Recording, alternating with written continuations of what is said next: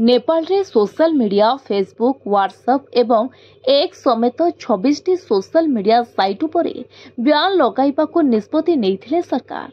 एबे एहाको किंतु विरोध करी रास्ता को ओह्लाइछन्ति नेपाल रो जेएनजी पीढ़ी, जहाँ 1996 रु 1910 मध्य जन्मित व्यक्ति।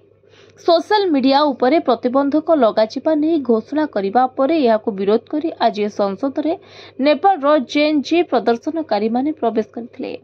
नेपाल रे जेएनजी प्रतिवाद आंदोलन तीव्र होइछे। प्रदर्शनकारी माने निषिद्ध अंचल गुड़िकरे आक्रमण करिबा सह संसद निकटरे निया लगाइछन्ति एवं सुरक्षा बाहिनी सहित संघर्ष करिछन्ति। सारा देश रे अशांति व्यापीबा परे सरकार सेना मुतयन करी कर्फ्यू जारी करिथिबा जଣା पड़िछे। परिस्थितिर मुकाबिला पई एक जरूरीकालीन बैठक सरकार डकाइथिबार मध्य सूचना मिलिछे।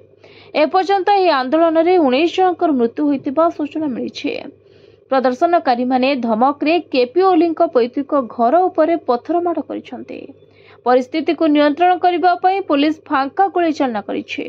प्रदर्शनकारी माने कैंपस गेट और चिया दुकान मध्य तीनोटी स्थान रे टायर जले पूर्व पश्चिम राजपथ को मध्य अवरोध करथिले, जहा फल रे प्राय अध घंटा धरी रास्ता जाम होइतिला। Bureau report, voice of Odisha live.